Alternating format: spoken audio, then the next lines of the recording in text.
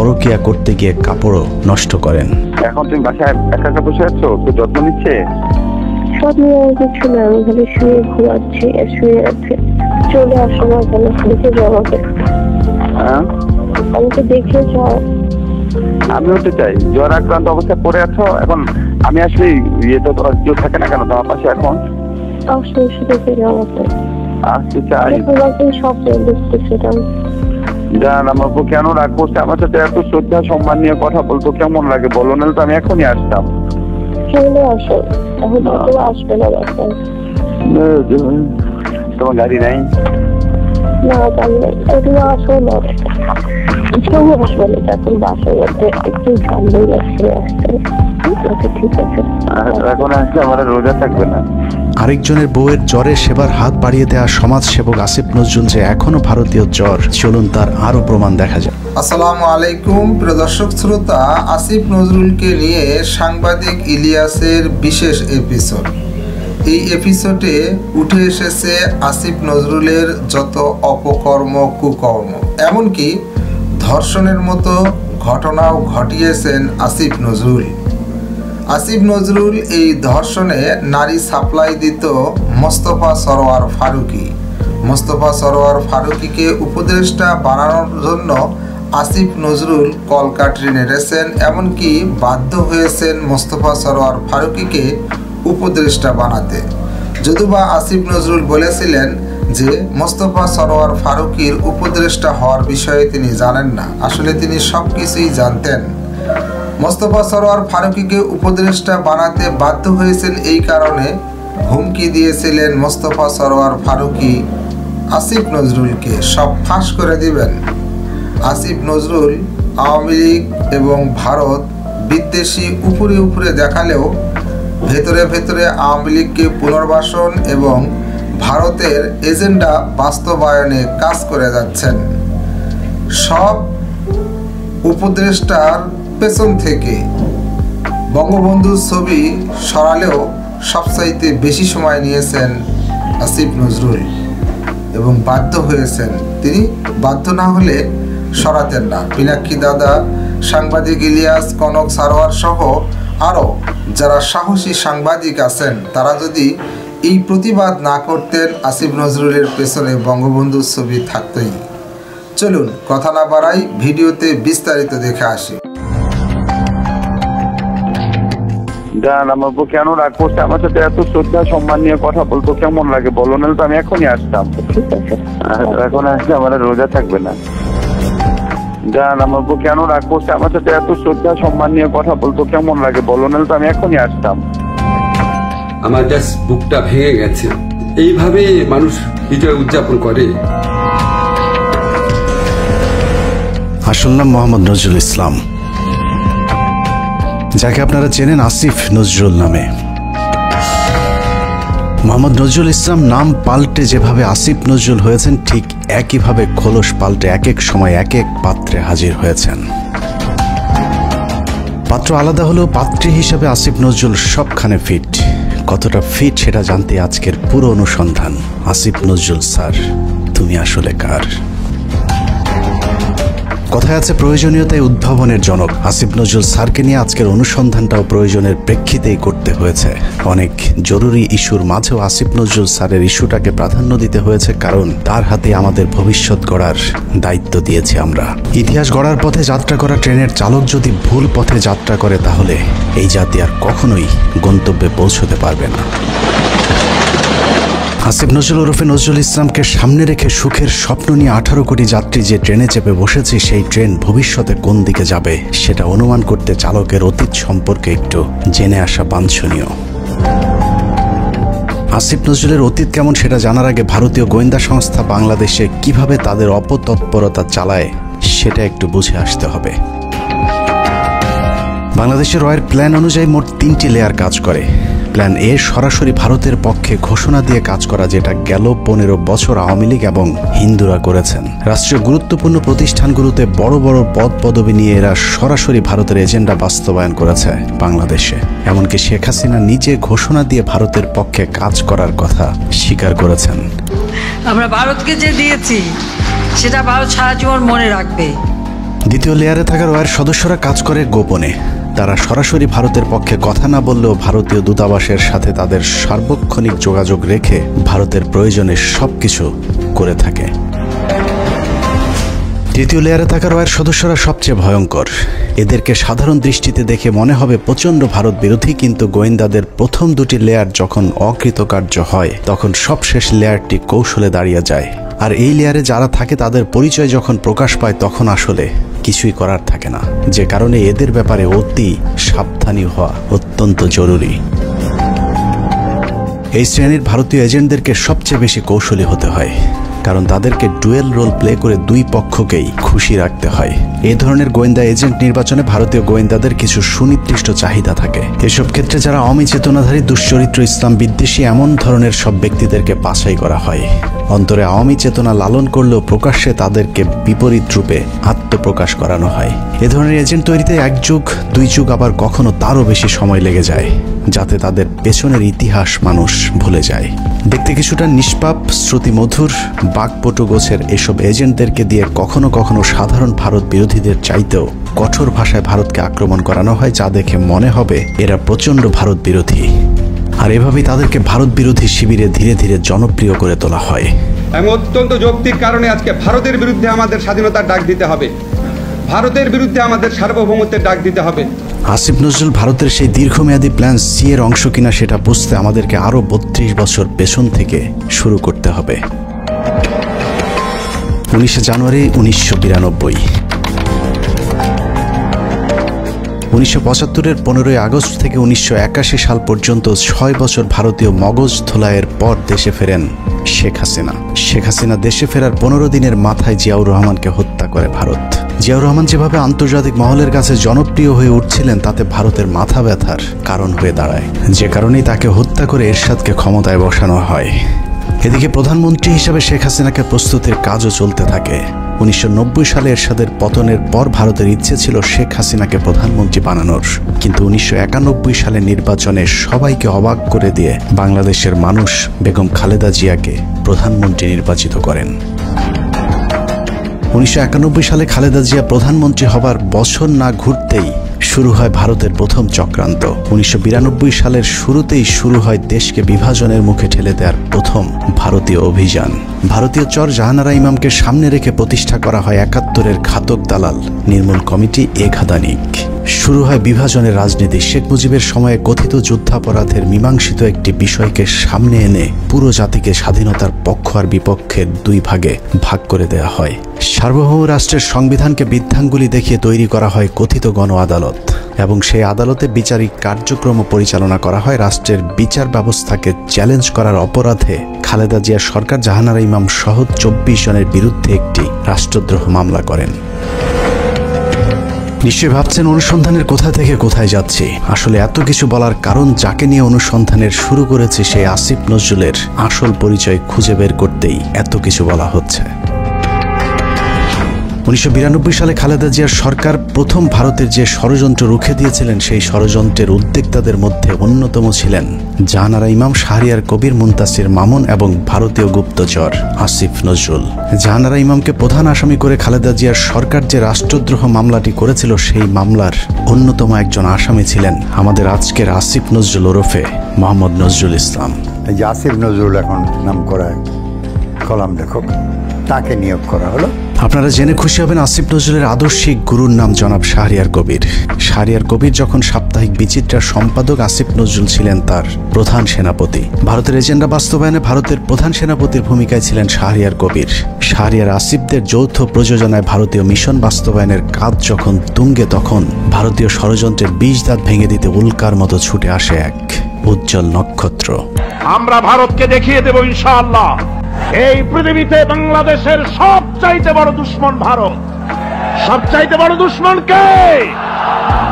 হ্যামিলিয়নের বাঁশিওয়ালার মতো মাওলানা দেলোয়ার হোসেন সাইদি যখন অ আ ক খ করে সারা দেশের মানুষকে ভারতীয় ষড়যন্ত্রের ব্যাপারে ঐক্যবদ্ধ করছিলেন, তখনই পদে আগুন জ্বলে যায় আসিফ নজরুল আর তার আধ্যাত্মিক গুরু শাহরিয়ার কবিরের।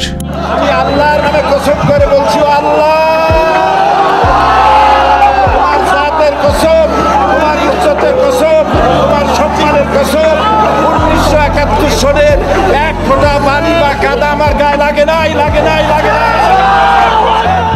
ভারতের বিরুদ্ধে গর্জে ওঠা সাইদি 80-র দশক থেকে এদেশের মানুষকে ভারতীয় ষড়যন্ত্রের বিষয়ে সচেতন করতে থাকেন। গল্প কেচ্ছা কাহিনীর পরিবর্তে কোরআনে বিদ্যমান রাজনৈতিক এবং অর্থনৈতিক তফসিরের মধ্য দিয়ে নতুন ধারার কোরআনের মাহফিলের যাত্রা শুরু করেন আল্লামা দেলোয়ার হোসেন সাইদি। বিড়ালের মতো 500 বছর বেঁচে থাকার কোনো লাভ নাই, সিংহের মতো 1 ঘন্টা বাঁচতে চাই। দলমত নির্বিশেষে সকলের কাছে সাইদি যখন সমানভাবে সমাদৃত হয়ে উঠতে থাকেন, তখন 1989 সালে আসিফ নজরুল প্রথম ব্যক্তি যিনি তার পত্রিকার পৃষ্ঠা জুড়ে এক মিথ্যা সংবাদ ছাপান, যার শিরোনাম দেয়া হয় সাইদি সমাচার, এক ধর্ম ব্যবসায়ীর উত্থান। বিশাল সেই সংবাদের কয়েকটি লাইন পড়লে আসিফ নজরুল কত বড় মাপের একজন মিথ্যুক, প্রতারক এবং হলুদ সাংবাদিক ছিলেন সেটার কিঞ্চিত প্রমাণ পেয়ে যাবেন। লেখার শুরুতেই সাংবাদিক আসিফ নজরুল লেখেন, মাওলানা দেলোয়ার হোসেন সাইদি বিরোধী সাম্প্রতিক গণবিক্ষোভের মধ্য দিয়ে দেশে মৌদুদিবাদ এবং ধর্ম ব্যবসার রাজনীতির অগ্রহণযোগ্যতা আবারও প্রমাণিত হয়েছে। সিলেট, ঢাকা, চট্টগ্রাম সহ দেশের বিভিন্ন স্থানে জামাতের মঞ্চনায়ক সাইদির বিরুদ্ধে স্বতঃস্ফূর্তভাবে জনমত গড়ে উঠেছে। পিরোজপুরের এই মাওলানার জীবনে বিতর্কের সূচনা আগে থেকেই। শর্ষিনা মাদ্রাসায় 5ম ক্লাসের ছাত্র থাকাকালীন অবস্থায় জামাত রাজনীতি সংশ্লিষ্ট থাকার সন্দেহে তাকে মাদ্রাসা থেকে বের করে দেওয়া হয়। তারপর তিনি লেখেন, শর্ষিনা মাদ্রাসার পর তিনি খুলনা আলিয়া মাদ্রাসায় ভর্তি হন। সে মাদ্রাসা থেকে তিনি কামেল পাশ আদৌ করেছেন কিনা এ নিয়ে দেশের আলেম সমাজের প্রচুর সন্দেহ রয়েছে। দেশের শতাধিক আলেম এ বিষয়ে সত্যতা প্রমাণের জন্য সাইদির প্রতি একাধিকবার চ্যালেঞ্জ ছুড়ে দিলেও দেলোয়ার হোসেন সাইদি নাকি কখনোই সেই চ্যালেঞ্জ গ্রহণ করেননি। সাইদির ইসলাম শিক্ষার পরিপূর্ণতা নিয়ে প্রশ্ন থাকলেও তার কণ্ঠ চটলতা এবং শ্রোতা আকর্ষণ ক্ষমতা বরাবরই দ্বিধাহীনভাবে স্বীকৃত। বিভিন্ন টকশোতে ব্যক্তিগত আক্রমণ করার বিরুদ্ধে সবক দেয়া আসিফ নজরুল তার সেই লেখায় দেলোয়ার হোসেন সাইদিকে চরমভাবে ব্যক্তিগতভাবে আক্রমণ করেছিলেন। তিনি লিখেছেন, বিভিন্ন সূত্রের দেয়া তথ্য অনুযায়ী স্বাধীনতা যুদ্ধের আগেই কণ্ঠ সম্পদকে অবলম্বন করে সাইদি পিরোজপুরের গড়ের হাটে সুর করে আতর, তসবিহ, ধর্মীয় পুস্তক বিক্রি করে জীবিকা নির্বাহ করতেন। এরপর গুরুত্বপূর্ণ দুটি লাইন আছে, সেই লাইনগুলো আপনাদেরকে জানানোর আগে আসিফ নজরুল দেলোয়ার হোসেন সাইদিকে নিয়ে সম্প্রতি একটি বক্তব্য দিয়েছেন, সেটা দেখে আসা যাক। একমাত্র দেলোয়ার হোসেন সাইদি ছাড়া আমার জানা মতে আর কি বাকি সবারই আপনার যতটুকু আমি পড়াশোনা করেছি ইনভলভমেন্ট ছিল। হঠাৎ করে দেলোয়ার হোসেন সাইদিকে নির্দোষ দাবি করা আসিফ নজরুল 1986 সালে কি বলেছিল সেটা তার সেই লেখাতেই রয়েছে। আসিফ নজরুল প্রথম ব্যক্তি যিনি দেলোয়ার হোসেন সাইদিকে যুদ্ধাপরাধী হিসেবে অভিযুক্ত করেছিলেন। তিনি লিখেছেন, সাইদি স্বাধীনতা যুদ্ধের সময় পাক হানাদার বাহিনীর প্রত্যক্ষ সহযোগিতায় লিপ্ত ছিলেন। তিনি ধর্মের দোহাই দিয়ে গনিমতের মাল হিসাবে গড়েরহাট বন্দরের হিন্দু সম্প্রদায়ের বাড়িঘর লুট করেছেন এবং মদন নামে একজন হিন্দু ব্যবসায়ীর দোকান ভেঙে দিয়ে নিজের বাড়িতে নিয়ে গেছেন বলেও দাবি করেছেন আসিফ নজরুল। মুক্তিযুদ্ধের পর সাইদি দীর্ঘ সময় পালিয়ে থাকেন এবং 10 বছর পর নাকি নিজ গ্রামে আসেন। পুরো লেখার শুরু থেকে শেষ পর্যন্ত পুরোটাই সাইদি সম্পর্কে যা কিছু বলা হয়েছে সব ডাহা, মিথ্যা। আর এই হচ্ছে আসিফ নজরুলের সাংবাদিকতার নমুনা। আসিফ নজরুল নিজের খোলস পাল্টানোর সময় মাঝে একবার এই লেখার ব্যাখ্যা দিয়েছিলেন, যেখানে তিনি বলেছিলেন শাহরিয়ার কবিরের দ্বারা প্রভাবিত হয়ে নাকি তিনি সাইদি সম্পর্কে এসব লিখেছিলেন। কিন্তু এটা শুধু একটা চুরি কিংবা ছিনতাইয়ের ঘটনা নয়। এই লেখার মাধ্যমে দেলোয়ার হোসেন সাইদির বিরুদ্ধে যুদ্ধাপরাধের অভিযোগ উঠতে শুরু করে এবং তারই ফলশ্রুতিতে আওয়ামী লীগ সরকার দেলোয়ার হোসেন সাইদিকে আটক করে এবং দীর্ঘ 1 যুগ জেলখানায় বন্দী থাকার পর শাহাদাত বরণ করেন দেশবরেণ্য এই আলেম। আসিফ নজরুলের এক লেখায় একজন নিষ্পাপ মানুষের জীবন কেড়ে নিয়েছে। অতএব দেলোয়ার হোসেন সাইদির হত্যাকাণ্ডের জন্য আসিফ নজরুল প্রত্যক্ষভাবে দায়ী। আসিফ নজরুল যে আগাগোড়া একজন চেতনাধারী লোক সেটা গণজাগরণ মঞ্চের সময়ও প্রমাণিত হয়েছে। আসিফ নজরুলের নাকের ডগায় গণজাগরণ মঞ্চের নামে বাংলাদেশের বিচার ব্যবস্থাকে গণধর্ষণ করা হলেও আসিফ নজরুল গণজাগরণ মঞ্চের ব্যাপারে একদম টু শব্দ পর্যন্ত করেননি। বস্তুত শাহবাগের গণজাগরণ মঞ্চ সেই আসিফ নজরুলদেরই ঘাতক দালাল নির্মূল কমিটির ফসল।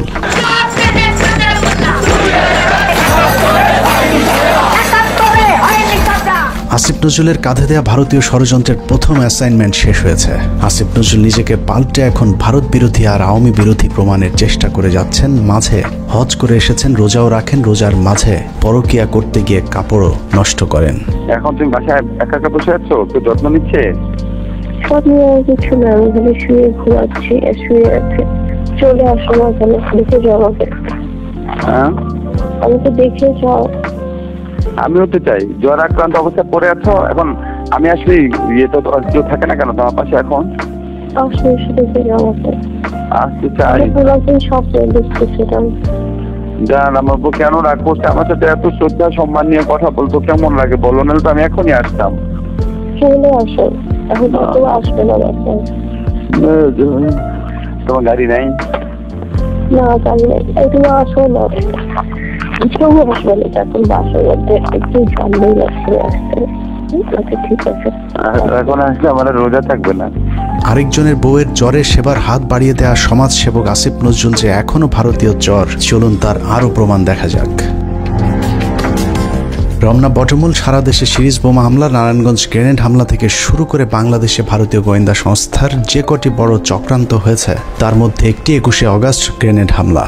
কতটা সূক্ষ্মভাবে 21শে আগস্টের ঘটনা ঘটিয়েছে তা নিয়ে আমাদের একটি অনুসন্ধান চলছে, যা কিছুদিনের মধ্যেই প্রকাশ করা হবে। সম্প্রতি 21শে আগস্টের মামলা থেকে তারেক রহমান সহ বিএনপির সব আসামিদেরকে অব্যাহতি দেওয়া হয়েছে। তার মানে বিএনপি এই ঘটনার সাথে জড়িত নয়। অথচ এই আসিফ নজরুলই স্বভাব সুলভ জোরালো ভঙ্গিতে বলেছিলেন 21শে আগস্ট গ্রেনেড হামলার জন্য দায়ী বিএনপি এবং ওই ঘটনাটি ধামাচাপা দেওয়ার জন্যও নাকি বিএনপি চেষ্টা করেছিল। বিএনপি কি এই হত্যার ঘটনা 21শে আগস্ট আক্রমণের ঘটনা ধামাচাপা দিতে চেয়েছে? অবশ্যই চেয়েছে। তারা জঘন্য রকম ভাবে ধামাচাপা দিতে চেয়েছে, হাস্যকর ভাবে ধামাচাপা দিতে চেয়েছে। এখন প্রশ্ন হলো আসিফ নজরুলের বক্তব্য কোনটা সঠিক? বিএনপি দোষী নাকি বিএনপি নির্দোষ? যদি এখন বিএনপির চাপে তারেক রহমানকে অব্যাহতি দিয়ে থাকে তাহলে তার পদত্যাগ করা উচিত। আর যদি আগের বক্তব্য মিথ্যা হয় তাহলে সেই মিথ্যা তিনি কার পরামর্শে বলেছিলেন সেই জবাব জনগণের সামনে দিতে হবে। আসলে আসিফ নজরুল আগে যা বলেছিলেন সেটাই তার আসল চরিত্র। এখন তিনি যা করছেন সেটা তার অভিনয়। উপরে উপরে নিজেকে আওয়ামী এবং ভারত বিরোধী প্রমাণের জন্য রক্ত গরম করার কথা বললেও আসিফ নজরুল আসলে একজন ভারতীয় জ্বর, এবং তিনি যা কিছু করেন সবকিছু ভারতীয় থিঙ্ক ট্যাঙ্ক, ডেইলি স্টার এবং প্রথম আলোর অফিস থেকেই করানো হয়। অনেকেরই মনে হতে পারে আসিফ নজরুল আগে খারাপ থাকলেও এখন ভালো হয়ে গিয়েছেন, কিন্তু চলুন দেখা যাক আসিফ নজরুল আসলেই ভালো হয়েছেন কিনা। আমার জাস্ট বুকটা ভেঙে গেছে। এইভাবে মানুষ বিজয় উদযাপন করে?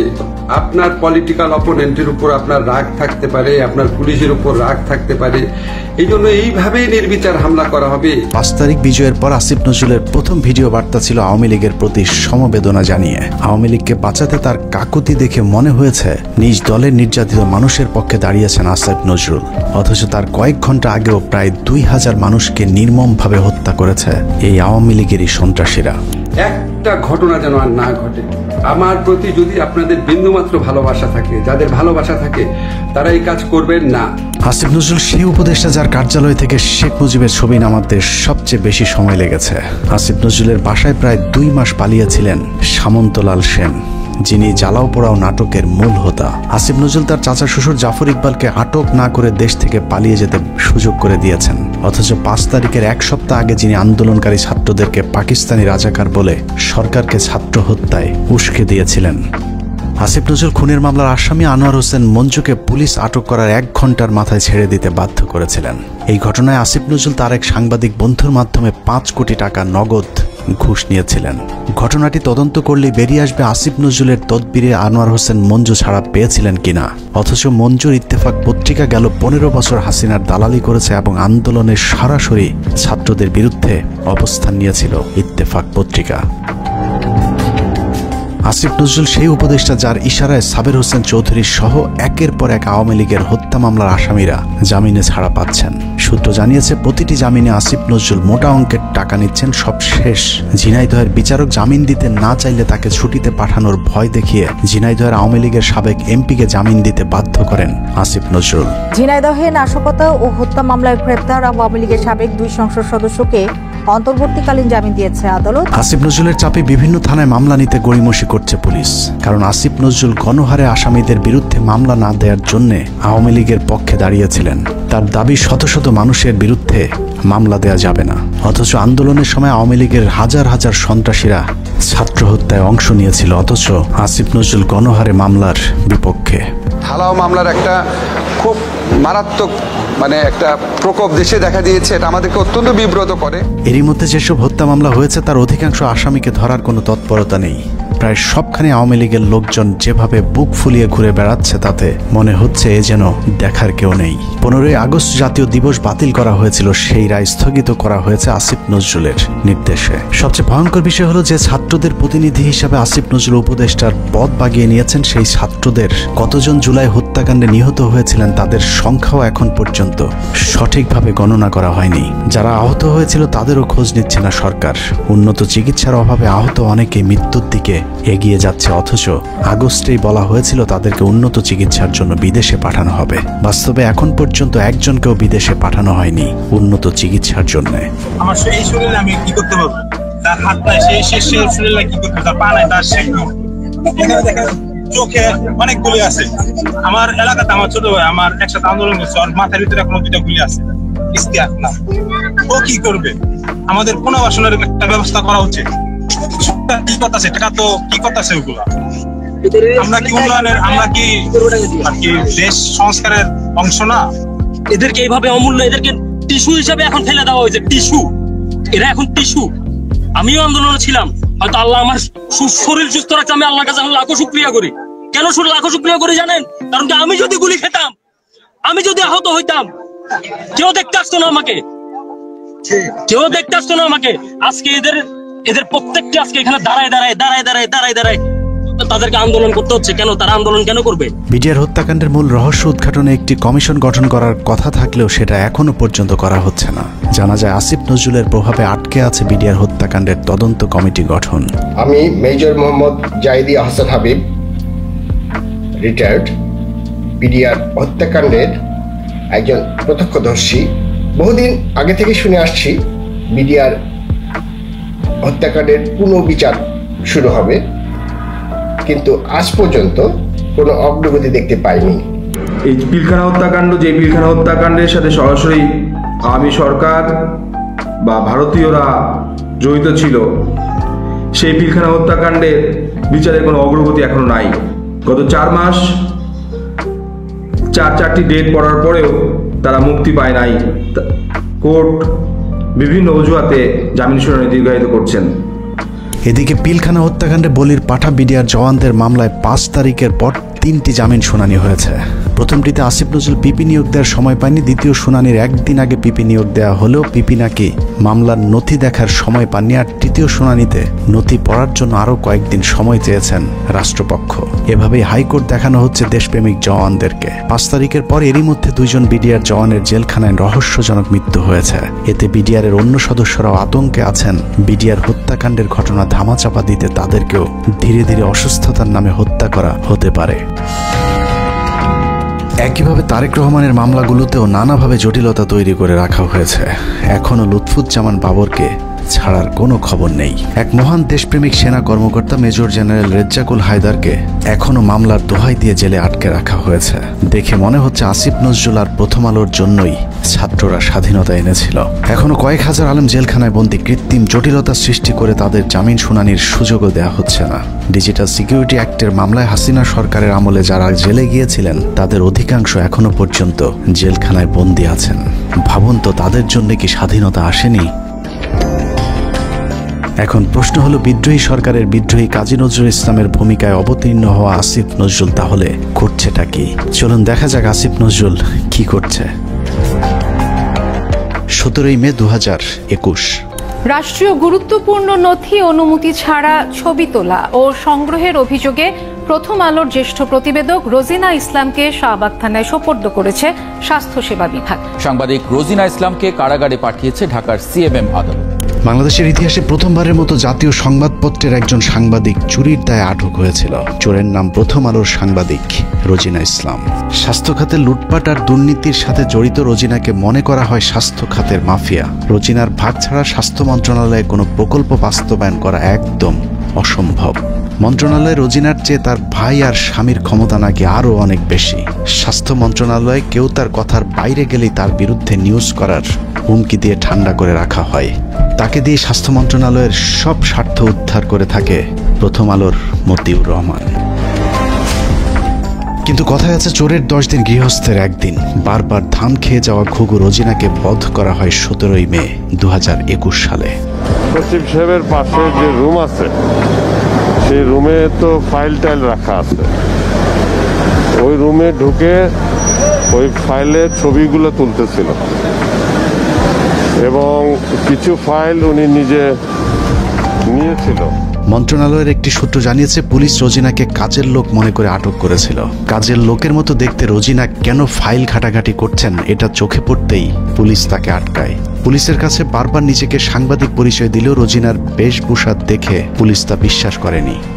রোজিনা যতক্ষণে নিজেকে সাংবাদিক প্রমাণ করেছে ততক্ষণে মন্ত্রণালয়ের ঊর্ধ্বতন কর্মকর্তারা হাজির। তারা এসে দেখলো একজন ব্যক্তি ওখানে ফাইলের ছবি তুলতেছে এবং ফাইল কিছু নামে ব্যাগে ঢুকাইছে, শরীরেও ঢুকাইছে।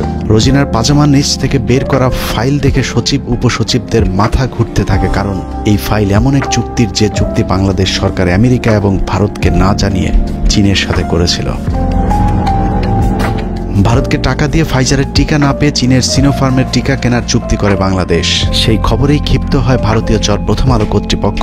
চুক্তির বিষয়টি ভারতকে জানানোর জন্যই রোজিনাকে চুরি করে ফাইলের ছবি আনতে পাঠিয়েছিল মতিউর রহমান। কিন্তু পুলিশ দেখে চুক্তির সেই কাগজ রোজিনা তার ভেতরে ঢুকিয়ে ফেলেছিল। এই ফাইলগুলো ছিল টিকা সংক্রান্ত। আমরা যে রাশিয়ার সাথে টিকা চুক্তি করছি, চায়নার সাথে টিকার চুক্তি করছি।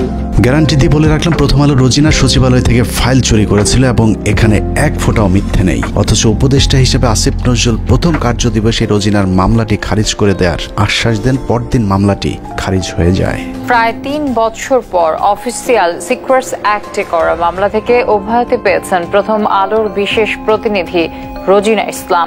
2019 সালের 1 November Dhaka residential model school and কলেজে প্রথম আলোর কিশোর ম্যাগাজিন কিশোর আলোর বর্ষপূর্তি অনুষ্ঠানে বিদ্যুৎ পৃষ্ঠ হয়ে 9ম শ্রেণীর শিক্ষার্থী নাইমুল আবরার নিহত হন। ওই ঘটনায় আবরারের বাবা একটি হত্যা মামলা দায়ের করেন, যে মামলায় প্রথম আলোর সম্পাদক মতিউর রহমান সহ 10 জনের বিরুদ্ধে গ্রেপ্তারি পরোয়ানা জারি হয়েছিল। আবরারের বাবাকে ভয়ভীতি দেখিয়ে ক্ষমতার জোরে মামলাটি আগেই স্থগিত করে রেখেছিল প্রথম আলো।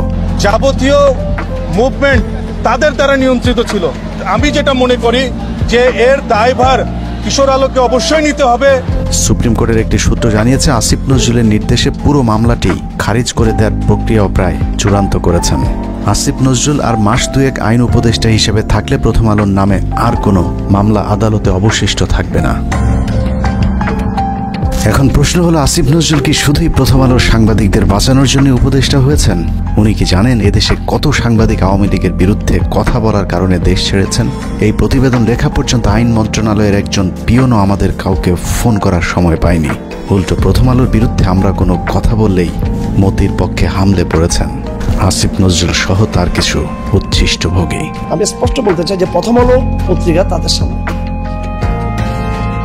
ওখানে ডিবি মুনির ছিলেন এবং তার বস ছিলেন এই পুলিশের সাবেক আইজিপি। তিনি তখন ছিলেন ঢাকা মেট্রোপলিটনে, তিনি পুলিশ কমিশনার ছিলেন।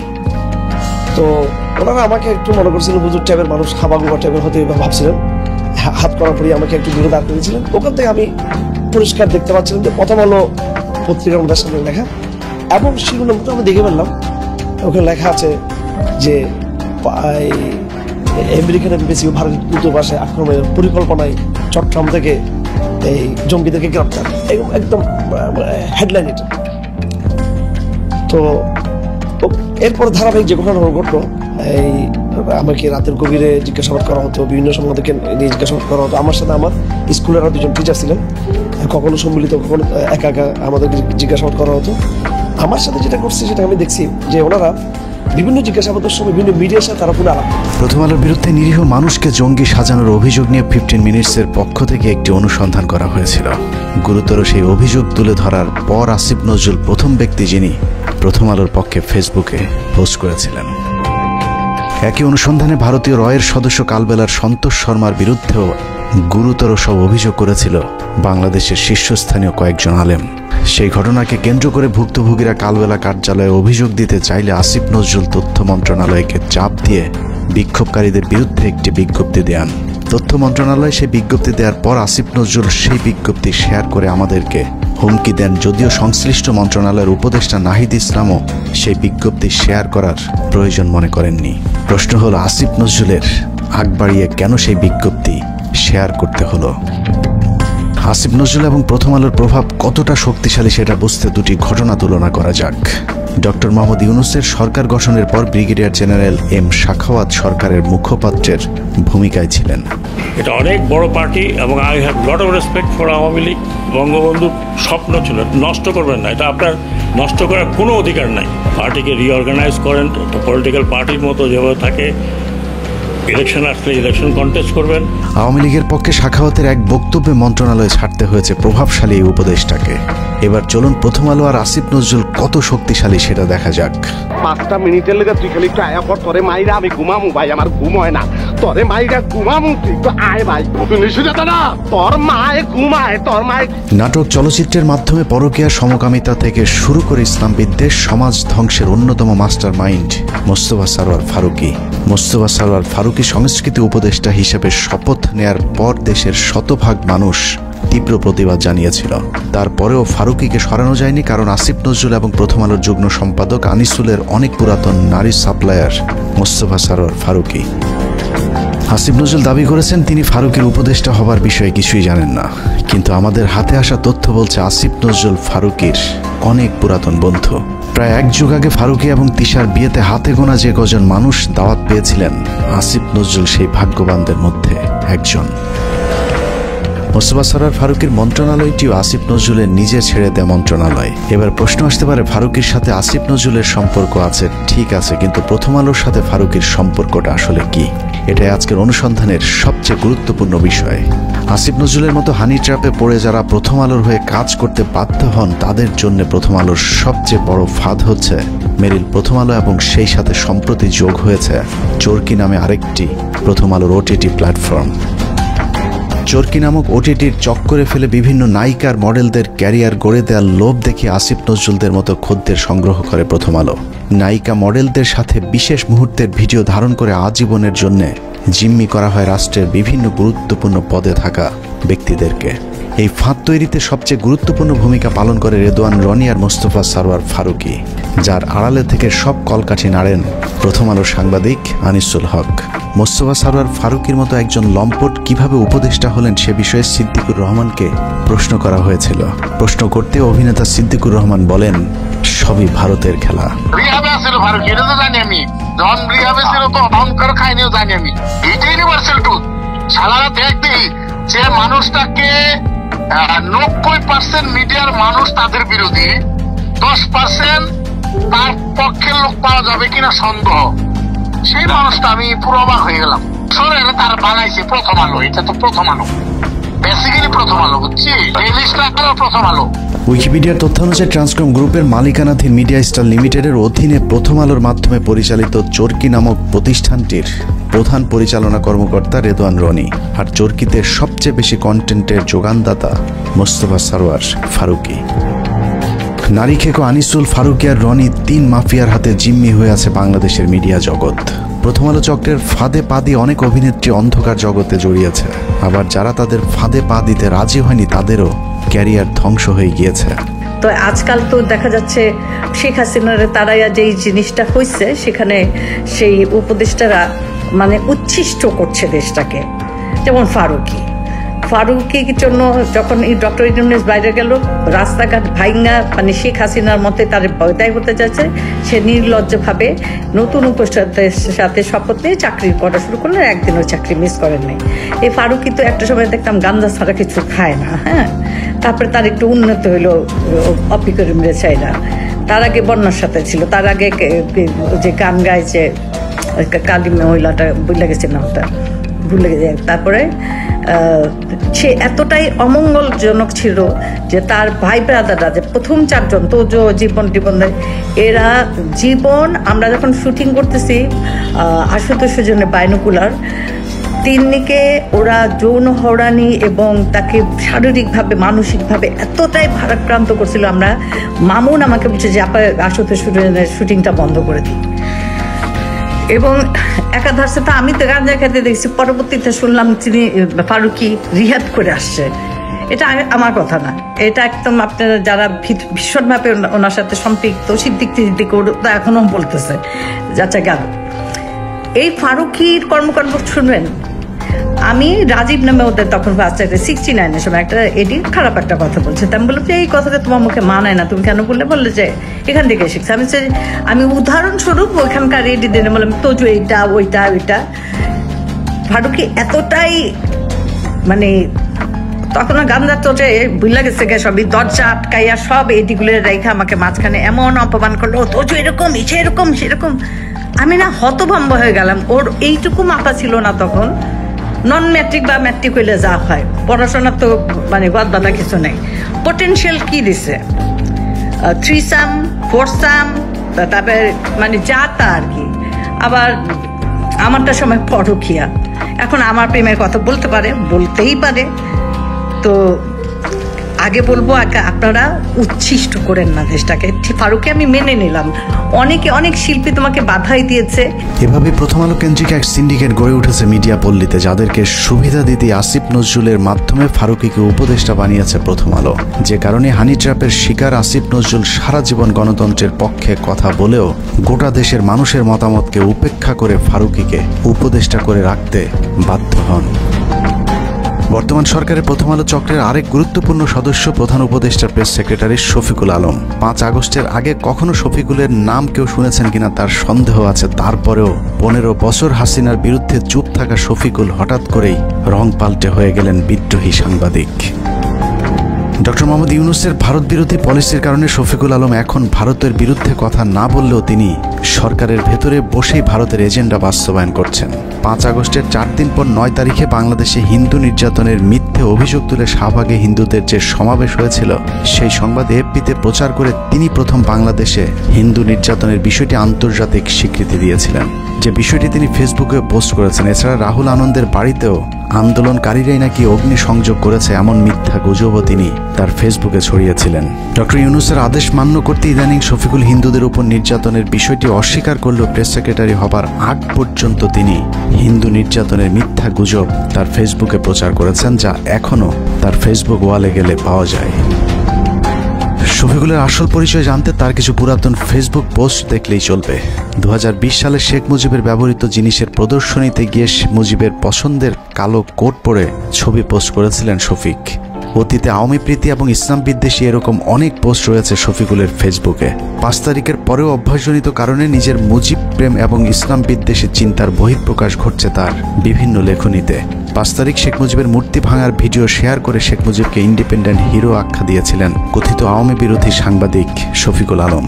আগস্টের 9 তারিখে শেখ মুজিবের নামের পরিবর্তে হযরত ইব্রাহিম আলাইহিস সালামের নামে এক্সপ্রেসওয়ের নাম পরিবর্তনে বেজায় কষ্ট পেয়েছিলেন শফিকুল আলম। শফিক লিখেছিলেন, শেখ মুজিবের নামের পরিবর্তে ইব্রাহিম আলাইহিস সালামের নাম দেওয়াটা একটা ফাজলামো। যারা মুজিবের নামের জায়গায় ইব্রাহিম আলাইহিস সালামের নাম চেয়েছেন তাদের বিচারের দাবি করে শফিকুল আলম লিখেছিলেন, যদি নাম পরিবর্তন করতেই হয় তাহলে ইব্রাহিমের নামের পরিবর্তে যোগেন্দ্রনাথ মণ্ডলের নাম দেয়া হোক। 15 বছর শেখ হাসিনা লুটপাটের উদ্দেশ্যে করা কোনো প্রকল্প নিয়ে শফিকের এত খারাপ লাগেনি যতটা মডেল মসজিদ করাতে লেগেছে। বিটিভির টকশোতে গিয়ে শফিক ক্ষোভ জানিয়ে বলেছেন, মডেল মসজিদ কেন বানাতে হবে? এই যে সরকারি ব্যয় আমার এত 560টা মসজিদ কেন করতে হবে? আমাদের মসজিদের কি অভাব পড়ছিল? বিএনপির ব্যাপারেও চরম বিদ্রোহী শফিকুল আলম। 5 তারিখের পর বিএনপি 3 মাসের মধ্যে নির্বাচন চাইলে শফিকুল বলেছিলেন, বিএনপি হাসিনাকে ক্ষমতা থেকে নামায়নি, অতএব বিএনপির কথা মতো তত্ত্বাবধায়ক সরকার তাদের মেয়াদ নির্ধারণ করবে না। সবকিছুর পর এখানেও প্রশ্ন আসতে পারে, প্রথম আলোর সাথে শফিকুল আলমের সম্পর্কটা কি? শফিকুল আলম সবশেষ এএফপির বাংলাদেশ ব্যুরো চিফ হিসাবে কাজ করেছেন। প্রধান উপদেষ্টার প্রেস সচিব হওয়ার আগে তার জায়গায় তিনি প্রথম আলোর জঙ্গি বিষয়ক বিশেষ সাংবাদিক সাবিহা আলমকে বসিয়ে এসেছেন। যেই সাবিয়ার বিরুদ্ধে 15 মিনিটসের অনুসন্ধানে দেখানো হয়েছিল কিভাবে তিনি মেজর জিয়াউল হকের বাবাকে হুমকি দিয়ে মিথ্যে জবানবন্দি নিয়েছিলেন। আপনি বলছেন যে জিয়া হচ্ছে একরোখা এবং ধর্মান্ধ ছিল, এই বক্তব্যগুলি আপনি কোন পরিস্থিতিতে দিচ্ছেন? তখন যে পরিস্থিতি ছিল ওই পরিস্থিতির শিকার হয়ে আমি এটা বলতে পারি। এটা না হলে আপনাদের ওইটা মানে অত্যাচার হয়ে যেত, আমিও তো হয়তো আয়না করে থাকতে। উনি বললো যে আমি সাংবাদিক ও news I vote against subject, মানে উনি নাকি উনি বিশেষ বললে যে জানেন আপনারা কিন্তু ক্ষতি হতে পারে, সেটা আমরা একটু চেক করতেছি বুঝলেন। মানে যদি আমি মানে ওনার পক্ষে আনসার না করবি তাইলে আমারও তো আয়না করে মানে কিডন্যাপ করে ফেলবে। প্রথম আলোর মতিউরের আরেক বন্ধু টিআইবির নির্বাহী পরিচালক ইফতেখারুজ্জামান, তাকে বসানো হয়েছে দুদক সংস্কার কমিশনের চেয়ারম্যানের পদে। ৭৫ বছর বয়সী ইফতেখারুজ্জামান এক স্বৈর শাসক হিসেবে নিজের পদ আঁকড়ে বসে আছেন টিআইবিতে, যেখানে তার নিজের বিরুদ্ধে অভিযোগ রয়েছে টিআইবির রিপোর্ট জালিয়াতির। যেহেতু সরকারের সাথে ডক্টর ইফতেখারুজ্জামান বা টিআইবির যে নির্বাহী পরিচালক, ওনার সাথে কিন্তু সরকারের উচ্চ পর্যায়ে একটা গণমরণ বা যোগাযোগ আছে। বিশেষ করে তখনকার প্রধানমন্ত্রী খুব প্রভাবশালী উপদেষ্টা জনাব এসপি ইমাম ও খরিদি বলা যায় উনি স্নেহভাজন ছিলেন। এখন অনেকটা বলা যায় এই সম্পর্কের কারণে আওয়ামী লীগ সরকার বা শেখ হাসিনা সরকার যাতে করে কোনো প্রকার ব্যয়কায়দা না পড়ে এবং টিআইবিও যেন ঝুঁকিতে না পড়ে বা শেখ হাসিনার বিরাট ভাজন না হয়, তখন উনি যে কাজটা করেছেন এই রিপোর্টটাকে তামাদি করে দিয়েছেন, উনি প্রকাশ না করার জন্য সিদ্ধান্ত নিয়েছিলেন। এবং এই রিপোর্টটা যদি প্রকাশ পেত তাহলে বাংলাদেশের মানুষ, বাংলাদেশের জনগণ এবং বাংলাদেশের বিভিন্ন পর্যায়ে যারা আছে বা তাদের সংস্থাগুলোকে জানতে পারত যে বাংলাদেশে উচ্চ পর্যায়ে কিভাবে দুর্নীতিগুলো সংগঠিত হয়, আয়োজিত হয় এবং দুর্নীতির যে সাথে যুক্ত যারা মানে বলা যায় প্লেয়ার বা খেলোয়াড়, তারা কিভাবে সেখানে খেলে, কার কি রোল থাকে এবং সেটার প্রভাব কি আমাদের দেশবাসী খুব ভালোভাবে জানতে পারত। টিআইবির সাবেক কর্মকর্তা রেজাউল করিমের করা কয়েকটি রিপোর্ট সহ বিগত আওয়ামী সরকারের বিরুদ্ধে করা গুরুত্বপূর্ণ কয়েকটি রিপোর্ট গায়েব করে দিয়েছিলেন ইফতেখারুজ্জামান। ইফতেখারের মাধ্যমে প্রথম আলো আসিফ নজরুল গং তাদের পছন্দের দুর্নীতিবাজ এক কর্মকর্তাকে দুদকের চেয়ারম্যান বানানোর অপতৎপরতা শুরু করেছেন। ইফতেখারুজ্জামানের নেতৃত্বে সংস্কার কমিশনের নামে কালক্ষেপণ করে দুর্নীতিবাজদের সম্পত্তি বিক্রি এবং হস্তান্তরের সুযোগ করে দেওয়া হয়েছে, অথচ অত্যন্ত সৎ এবং নীতিবান হিসেবে পরিচিত সাবেক বিচারক মোতাহার হোসেনের নাম প্রস্তাব করা হলেও আসিফ নজরুল সেটা আটকে রেখেছেন, কারণ মোতাহার হোসেনকে তিনি তারেক রহমানের ঘনিষ্ঠজন মনে করেন। আসিফ নজরুলের সাফ কথা, তারেক রহমানের ঘনিষ্ঠ কেউ দুদকের চেয়ারম্যান হতে পারবে না। ৭১ টিভির টকশো রিজার্ভ আলোচক, জঙ্গি বিশেষজ্ঞ, ভারতীয় আরেক রয়ের এজেন্ট, ডেইলি স্টারের সাংবাদিক গোলাম মর্তুজা 2018 সালে নির্বাচনের আগেও তারেক রহমান আর খালেদা জিয়াকে জঙ্গিদের নেতা বলা মর্তুজা হঠাৎ করে আওয়ামী বিরোধী ভিডিও আপলোড করা শুরু করেন ইউটিউবে। সেখান থেকে প্রথমে ডেইলি স্টার, সবশেষ আসিফ নজরুল মাহফুজ আনামের তদবিরে যুক্তরাষ্ট্রের প্রেস সেক্রেটারির পদ বাগিয়ে নিয়েছেন আওয়ামী এই সাংবাদিক। আর এর সবকিছুই হচ্ছে ভারতীয় চক্র প্রথম আলো ডেইলি স্টারের পরামর্শে। হঠাৎ করে রং পাল্টানো গোলাম মর্তুজা আওয়ামী লীগের দালালিটা পুরোপুরি এখনো ছাড়তে পারেননি। দুদিন আগেও গোলাম মর্তুজা ডিবিসির টকশোতে বলেছেন সরকার শেখ মুজিবকে জাতির পিতা না মানলেও শেখ মুজিব নাকি আরও শক্তিশালী হয়ে ফিরে আসবেন বাংলাদেশে। আর এটাই হচ্ছে সাংবাদিক গোলাম মর্তুজার আসল চেহারা। বঙ্গবন্ধু জাতির জনক হিসেবে যেভাবে ছিল সেভাবে থাকতে দিলেই সবচেয়ে ভালো হতো। বঙ্গবন্ধুকে ব্যবহার করা হয়েছে, সেই বঙ্গবন্ধুর আরেকবার মূল্যায়ন হবে এদেশে। এভাবে প্রথম আলোর সব আওয়ামী চেতনাধারী বুদ্ধিজীবীদেরকে সরকারের গুরুত্বপূর্ণ সব জায়গায় বসিয়ে প্রথম আলো আর ভারতের অবস্থানকে শক্তিশালী করছেন আসিফ নজরুল। আসিফ নজরুল যে মন থেকেই সবকিছু করছেন তা নয়, অনেক কিছু সে না চাইলেও করতে হচ্ছে, কারণ আসিফ নজরুল অনেক আগে থেকেই তার আলু আরেকজনের খেতে বর্গা দিয়ে রেখেছেন। এই আলুর দোষে পুরো আইন মন্ত্রণালয় এখন আওয়ামী লীগ দখলে নিয়েছে। আসিফ নজরুল যেন নীরব এক দর্শক। বিষয়টা একদমই হাস্যকর নয়। আপনি কি জানেন আসিফ নজরুলের ব্যক্তিগত সহকারীকে? আসিফ নজরুলের ব্যক্তিগত সহকারী হচ্ছেন শামসুদ্দিন মাসুম, যিনি তত্ত্বাবধায়ক সরকার ব্যবস্থা বাতিলের মূল হোতা সাবেক প্রধান বিচারপতি ABM খায়রুল হকের ব্যক্তিগত সহকারী ছিলেন। নরেন্দ্র মোদীর সবশেষ নির্বাচনে জয়ী হবার পর শেখ রেহানার সাথে সফর সঙ্গী হয়েছিলেন আসিফ নজরুলের পিএস শামসুদ্দিন মাসুম। আপনার কাছে নিশ্চয়ই অবাক লাগছে যে খায়রুল হকের কারণে বাংলাদেশের সব সংকটের সূচনা তার পিএস কিভাবে আসিফ নজরুলের পিএস হয়। শুধু পিএস নয়, আইন মন্ত্রণালয়ের সব কলকাঠি নাড়ছেন শামসুদ্দিন মাসুম। আসিফ নজরুলকে ভাঙিয়ে মাসুম এরই মধ্যে শুরু করেছেন ব্যাপক চাঁদাবাজি। মাসুমের বিরুদ্ধে অভিযোগ উঠেছে রেবেকা মোহাম্মদ মিমি নামে এক নারীকে বিয়ের আশ্বাস দিয়ে গর্ভে সন্তান দিয়ে ছুঁড়ে ফেলার। স্থানীয় একটি পত্রিকায় মিমি অভিযোগ করেছেন মাসুমকে বিয়ের জন্য চাপ দিলেও তিনি আইন উপদেষ্টা আসিফ স্যারের ভয় দেখাচ্ছেন। মিথ্যে মামলা দিয়ে মিমিকে জেলে ঢুকানোর হুমকিও দিচ্ছেন আসিফ নজরুলের ব্যক্তিগত সহকারী শামসুদ্দিন মাসুম। মাসুম যাই করুক, আসিফ নজরুলের আসলে কিছু করার নেই, কারণ তিনি মাসুমের কাছে জিম্মি। আসিফ নজরুল কেন মাসুমের কাছে জিম্মি সেটা বের করতে পারলেই আজকের পুরো অনুসন্ধানের মূল রহস্য বেরিয়ে আসবে। শামসুদ্দিন মাসুম আসিফ নজরুলের ঘনিষ্ঠ হবার আগে আইন মন্ত্রণালয়ের আরেক কর্মকর্তা উম্মে সরাবন তহুরাকে আসিফ নজরুলের কাছে পাঠিয়েছিলেন, কিন্তু উম্মে তহুরা যে শামসুদ্দিন মাসুমের বেড পার্টনার সেটা আসিফ নজরুল একেবারেই জানতেন না। যতদিনে জেনেছেন ততদিনে আসিফ নজরুলের গোপন ভিডিও তহুরার হাতে। সেই ভিডিওর ভয় দেখিয়ে আসিফ নজরুলের পিএসের চেয়ারে বসানো হয়েছে শামসুদ্দিন মাসুমকে। আইন মন্ত্রণালয়ে আসিফ নজরুলের চেয়ার বড় হলেও ক্ষমতায় মাসুম আর তহুরা সবার চেয়ে উপরে, আর তাদেরকে দিয়ে প্রথম আলো আওয়ামীপন্থী কর্মকর্তাদেরকে গুরুত্বপূর্ণ সব পদে বসিয়ে যাচ্ছেন। এখানে প্রশ্ন আসতে পারে, তহুরা মাসুমের সাথে প্রথম আলোর সম্পর্কটা কি? আসিফ নজরুলকে হানি ট্র্যাপে ফেলা উম্মে তহুরা ছিলেন প্রথম আলোর সাংবাদিক। এ ধরনের অভিযানে কাজে লাগাতেই প্রথম আলো তহুরাকে জুডিশিয়াল সার্ভিসে চাকরি নিয়ে দিয়েছিলেন। অনেকদিন আগে প্রথম আলো রয়ের রোপণ করা সেই গাছে এখন ফল ধরতে শুরু করেছে, আর আসিফ নজরুল সেই ফলের ছুঁড়ে ফেলা বীচির মতো অসহায়। মাসুমের মাধ্যমে আসিফ নজরুল তার নিয়োগ বদলি বাণিজ্য চালিয়ে যাচ্ছেন। সূত্র জানিয়েছে আসিফ নজরুল তার স্ত্রীকে আমেরিকা পাঠানোর প্রস্তুতি নিয়েছেন এবং 5 তারিখের পর থেকে দুহাত ভরে টাকা কামাচ্ছেন এবং সেই টাকা যুক্তরাষ্ট্রে পাচার করবেন বলেও তার এক ঘনিষ্ঠ সূত্র জানিয়েছেন। এরই মধ্যে তার ঘনিষ্ঠ এক সাংবাদিকের মাধ্যমে $1.3 মিলিয়ন দিয়ে বাড়ি কেনার চেষ্টা করছেন আসিফ নজরুল। আপনি সংস্কার আমার তো এই সংস্কারের প্রতি আর কোনো বিশ্বাস নাই। তো আসিফ নজরুল, আপনি এত ছাত্রদের নিয়ে এত চিল্লাপাল্লা করেন, হই হুড়স্থুল করেন যে সংস্কার করে নাকি উল্টাইয়া দিবেন, তো আপনি একজন বিচারপতি নিয়োগ দিচ্ছেন কেন? এই সংস্কারটুকু না করে একজন বিচারপতি নিয়োগ দিচ্ছেন কেন? এভাবেই চলছে আসিফ নজরুলের সংস্কার। একদিকে ভারতীয় গোয়েন্দাদের শাখা অফিস ডেইলি স্টার প্রথম আলোর এজেন্টদেরকে বিভিন্ন জায়গায় বসানো হচ্ছে, অন্যদিকে আওয়ামী লীগকে বাঁচানোর সব চেষ্টা চালিয়ে যাচ্ছেন আসিফ নজরুল। মাঝখানে যে স্বপ্ন নিয়ে মানুষ জীবন দিল তাদের সেই স্বপ্ন অঙ্কুরেই বিনষ্ট হবার পথে। তারপরেও আমাদের দেশের কিছু মানুষ স্বপ্ন দেখে আসিফ নজরুলের হাত ধরে এই দেশ সিঙ্গাপুর হবে। তাদের সাথে আমিও একটু স্বপ্ন দেখতে চাই, আর সেই স্বপ্ন বাস্তবায়ন করতে হলে বাস্তবেও কিছু একটা হতে হবে। কিন্তু আসলেই কি বাস্তবে কিছুই হচ্ছে? আসিফ নজরুল সারা জীবন প্রবাসীদের জন্য মায়া কান্না করে আসলেও কার্যত প্রবাসীদের জন্য কোনো পদক্ষেপ নেওয়া হয়নি, অথচ সেই মন্ত্রণালয়টি এখন তার অধীনেই। এখনো সৌদি, মালয়েশিয়া, সিঙ্গাপুর সহ মধ্যপ্রাচ্যে যেতে আগের মতোই বাড়তি টাকা গুনতে হয়। এখনো কেউ মারা গেলে তাদের লাশ আনার টাকাটাও ওই পরিবারগুলোর জন্য বোঝা হয়ে দাঁড়ায়। সারা বছর ভারতের বিরুদ্ধে কথা বলে বিডিআর হত্যাকাণ্ড ধামাচাপা দেওয়ার চেষ্টা করছে আসিফ নজরুল। বিডিআর জওয়ানদের ছাড়ার কোনো ব্যবস্থা নেই। আওয়ামী বিচারকেরা এখনো পর্যন্ত তাদের বিচার কার্য চালিয়ে যাচ্ছেন। আওয়ামী লীগ আমলে জেলে যাওয়া রাজনৈতিক বন্দীরা এখনো জেলে পচে মরছেন, অথচ আসিফ নজরুলের কোনো ভ্রুক্ষেপ নেই। তারেক রহমানের বিরুদ্ধে মামলাগুলোর ক্ষেত্রে আইনের দোহাই দিয়ে আটকে রাখা হয়েছে। মাহমুদুর রহমানের মতো বিপ্লবীকে আইনের দোহাই দিয়ে জেলে ঢুকানো হয়েছে।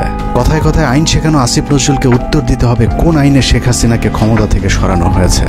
আসিফ নজরুল উপদেষ্টাই বা হয়েছেন সংবিধানের কোন ধারায়? পুলিশ ধরার পর 3 হত্যা মামলার আসামি মুন্নি শাহ কোন আইনে ছাড়া পেলেন? রাতের আধারে আনোয়ার হোসেন মঞ্জুর কাছ থেকে 5 কোটি টাকা নিয়ে তারপর তাকে ছাড়তে বাধ্য করা সংবিধানের কত নম্বর অনুচ্ছেদে বর্ণিত আছে? আইন উপদেষ্টার চাচা শ্বশুর হলেই কি হত্যা মামলার ওয়ারেন্টের আসামিকে বিদেশে পাঠিয়ে দেওয়া যায়? তাহলে জাফর ইকবালকে আসিফ নজরুল কোন আইনে পালিয়ে যেতে সাহায্য করেছেন? সারা দেশে হত্যা মামলার আসামিরা নির্দ্বিধায় কোন আইনের বলে ঘুরে বেড়াচ্ছেন? বাংলাদেশের সংবিধানের কোন ধারায় তাদেরকে বাঁচানো হচ্ছে? পরিস্থিতি দেখে মনে হচ্ছে প্রথম আলোর তত্ত্বাবধানে সরকারের একটি অংশ আওয়ামী লীগকে বাঁচানোর আপ্রাণ চেষ্টা চালিয়ে যাচ্ছে। এত কিছুর পরও বিএনপি জামায়াতের এক শ্রেণীর নেতারা প্রথম আলো ডেইলি স্টারকে বাঁচাতে তাদের পাশে গিয়ে দাঁড়িয়েছে, অথচ 15 বছরে বাংলাদেশকে জঙ্গি রাষ্ট্র বানানোর কারিগর এই প্রথম আলো। শুধু বাংলাদেশ নয়, খালেদা জিয়া এবং তারেক রহমানকে জঙ্গিদের নেতা হিসাবে সারা পৃথিবীর কাছে তুলে ধরেছে এই প্রথম আলো ডেইলি স্টার। 2024 সালে বলে রাখলাম, প্রথম আলোকে ভারত মুক্ত করতে না পারলে এদেশকে আবারও ভুগতে হবে। সমস্যা হলো যেদিন বুঝবেন সেদিন আর কিছুই করার থাকবে না। ভারত আর আওয়ামী লীগ যদি আরেকবার সুযোগ পায় তাহলে এই দেশকে আর কখনোই স্বাধীনতার সূর্য দেখতে দেওয়া হবে না। কে কোন দল করে জানি না, শুধু এতটুকুই বলবো, প্রথম আলোর পক্ষে যে কথা বলবে সেই ভারতীয় দালাল। অতএব প্রথম আলো আর স্বাধীনতা একসাথে বাংলাদেশের মানচিত্রে থাকতে পারে না। এটা কোনো পত্রিকা নয়, এটা ভারতীয় গোয়েন্দা সংস্থার বাংলাদেশি একটি শাখা। আমরা কোনো পত্রিকা বন্ধ চাই না, কিন্তু প্রথম আলোর বিরুদ্ধে যে মানুষ হত্যার ভয়াবহ অভিযোগ উঠেছে তার বিচার যতদিন না হবে ততদিন তাদের বিরুদ্ধে আমাদের যুদ্ধ চলবে। তাদের পাশে যে দাঁড়াবে তাকেই শত্রু হিসেবে চিহ্নিত করা হবে। আল্লাহ হাফেজ। প্রদর্শক শ্রোতা, এই বিষয়ে আপনার মন্তব্য চাচ্ছি। মন্তব্যের ঘরটি আপনার, লিখতে পারেন কমেন্ট বক্সে আপনার মন্তব্য। আজকে এই পর্যন্তই।